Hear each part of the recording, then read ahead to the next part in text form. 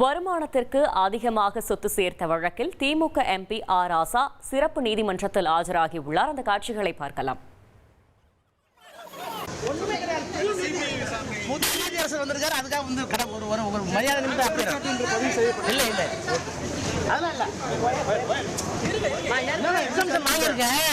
புது நீதியரசர் வந்திருக்கனால என்னுடைய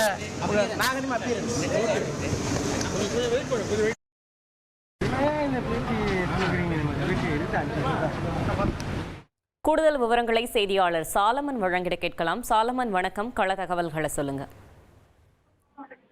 வருமானத்திற்கு அதிகமாக சொத்து சேர்த்த வழக்குல திமுக எம்பி ஆர் ராசா அவர்கள் சென்னை மாவட்ட ஆட்சியர் அலுவலகத்தில் இருக்கக்கூடிய எம்பி எம்எல்ஏ வழக்குகளை விசாரிக்கக்கூடிய சிறப்பு நீதிமன்றத்துல இன்று விசாரணைக்காக ஆஜராகினார். குறிப்பாக இவர் மீது வருமானத்திற்கு அதிகமாக சொத்து சேர்த்ததாக கடந்த 2015ஆம் ஆண்டுல சிபிஐ வழக்கு பதிவு செய்தது.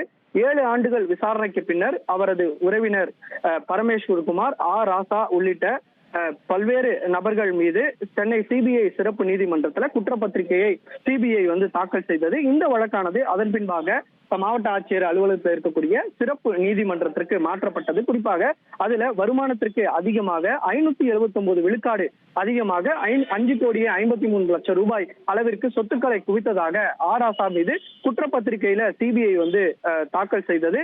இந்த வழக்கு விசாரணையானது சிறப்பு நீதிமன்றத்துல நடந்து வரக்கூடிய நிலையில குற்றச்சாட்டுகள் பதிவு செய்வதற்காக இன்று விசாரணைக்காக நேரில் ஆஜராக வேண்டும் என சிறப்பு நீதிமன்றம் ஒரு உத்தரவு ஒன்றை பிறப்பித்தது.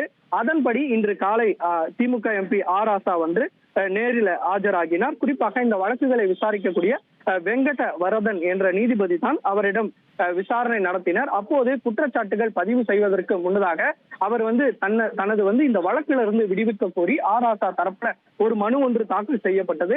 அதனால குற்றச்சாட்டுகள் பதிவு தள்ளி வைக்கப்பட்டது. மேலும் இந்த வழக்கை வருகிற 30/6 அன்று விசாரிக்கப்படும் என இந்த வழக்கை தள்ளி வைத்து நீதிபதி அவர்கள் உத்தரவிட்டார். அதன் பின்பாக ஆர் ராசா அவர்கள் காரில் புறப்பட்டு சென்றார்.